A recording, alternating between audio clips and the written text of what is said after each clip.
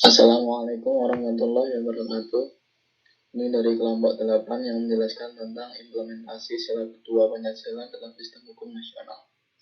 Yang beranggotakan 1. Miko Jaya Laksmana 033 035, Andreas Wahyu P 033 027, Mariati 084 010, dan Nabila Putri 084 001. Perkenalkan, nama saya Andreas Wahyu Putranto dari Departemen Teknik Geomatika, NRP 033 027. Saat ini saya akan menjelaskan sebagian tentang implementasi sila kedua Pancasila dalam sistem hukum nasional. Pertama-tama kita harus mengetahui maksud dari kata implementasi ini. Implementasi menurut KBBI memiliki arti sebagai pelaksanaan atau penerapan. Sedangkan pengertiannya secara umum adalah suatu tindakan atau pelaksanaan rencana yang telah disusun secara cermat dan terperinci.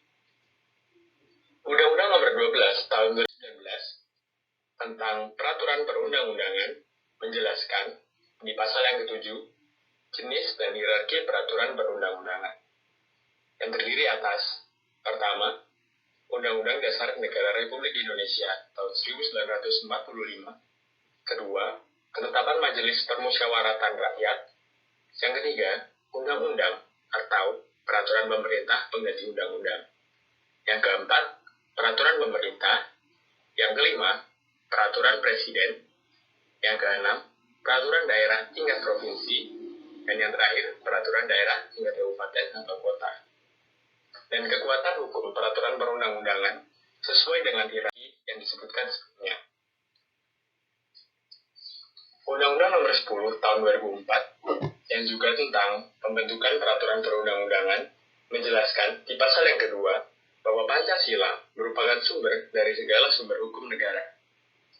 Sila kedua dari Pancasila yang dilambangkan dengan rantai dengan isi sila sebagai kemanusiaan yang adil dan beradab memiliki makna bahwa tindakan antar sesama manusia mengupayakan segala aspek dengan berperilaku adil serta menjunjung tinggi kebenaran yang bermanfaat bagi bangsa dan negara kesatuan Republik Indonesia.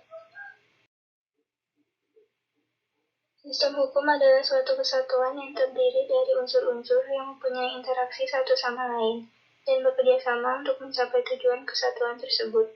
Salah satu tokoh yang membuat buku mengenai sistem hukum adalah Profesor Dr. R.M. Sudikno Mertokusumo. Karya-karyanya antara lain Perundang-undangan Agraria, Hukum dan Peradilan, Hukum Acara Perdata Indonesia, Mengenal Hukum Suatu Pengantar, Penemuan Hukum, Bunga Rampai Ilmu Hukum, Teori Hukum, Kapita Selecta Ilmu Hukum, dan Perbuatan Melawan Hukum oleh Pemerintah.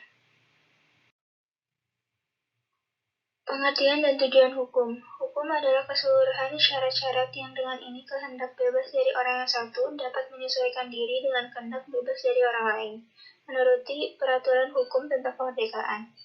Hukum bertujuan menjamin adanya kepastian hukum dalam masyarakat, dan hukum harus pula bersendikan pada keadilan, yaitu asas-asas keadilan dari masyarakat itu. Unsur-unsur hukum ada 5. Yang pertama, adanya peraturan mengenai tingkah laku manusia dalam pergaulan masyarakat.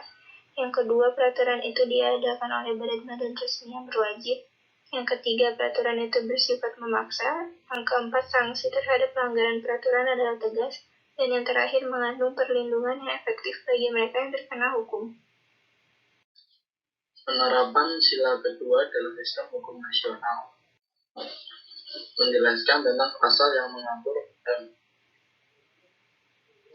dalam Undang-Undang Republik Indonesia Nomor 39 Tahun 1999 bahwa hak asasi manusia merupakan hak dasar yang secara kodratì melekat pada diri manusia, bersifat universal dan langgeng. Oleh karena itu, harus dilindungi, dihormati, dipertahankan, dan tidak boleh diabaikan, dikurangi, atau dirampas apapun. Dan juga pasal yang mengatur HAM terdapat pada pasal 27 sampai 31 Undang-Undang Dasar 1945.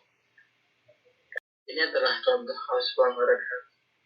Karena itu, ada peraturan yang mengatur HAM dan hak asasi manusia memang penting. diatur, HAM juga memiliki sanksi bagi pelanggar-pelanggarnya.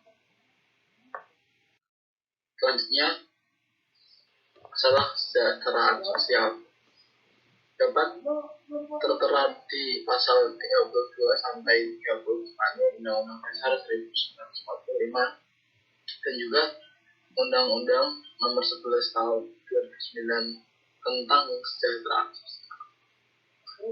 Saya mengambil data tingkat biaya hidup minimum garis kemiskinan Maret 2016, yaitu data penghasilan per kapita per bulan. Di dalam kesejahteraan sosial, Undang-Undang Nomor 20 Tahun 2019 tentang APBN tahun anggaran 2020, pemerintah bertujuan untuk 1. Pembangunan manusia dan pengentasan kemiskinan. 2. Infrastruktur dan pemerataan wilayah. 3. Nilai tambah sektor industrialisasi dan kesempatan kerja. 4. Ketahanan pangan, air, energi, dan lingkungan hidup. Dan 5. Stabilitas pertahanan dan keamanan. Lalu, sila kedua yang berbunyi kemanusiaan yang adil dan beradab.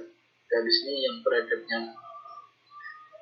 Ternyata pelanggaran etika pun juga diatur dalam Undang-Undang Nomor 5 Tahun 1998 yang berisi tentang mengabaikan martabat.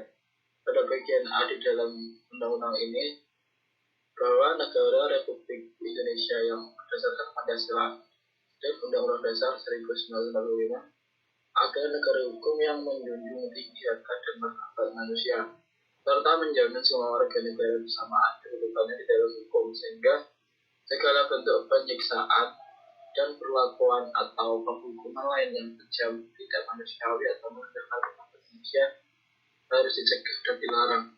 Sanksinya pun terdapat pada undang-undang ini. Nah, implementasi sila kedua dalam Pancasila ini dalam bidang HAM, pelanggaran etika dan kesejahteraan sosial yang dapat saya jelaskan. Kesimpulannya, makna Pancasila sila kedua menuntut untuk berperilaku adil antar sesama manusia. Begitu juga implementasi sila kedua Pancasila dalam sistem nasional dalam bidang HAM, kesejahteraan sosial dan pelanggaran etika sudah diatur dalam undang-undang, sehingga sila kedua Pancasila yang berbunyi kemanusiaan yang adil dan beradab dapat dimaknai oleh setiap warga Indonesia. Sekian, terima kasih. Assalamualaikum warahmatullahi wabarakatuh.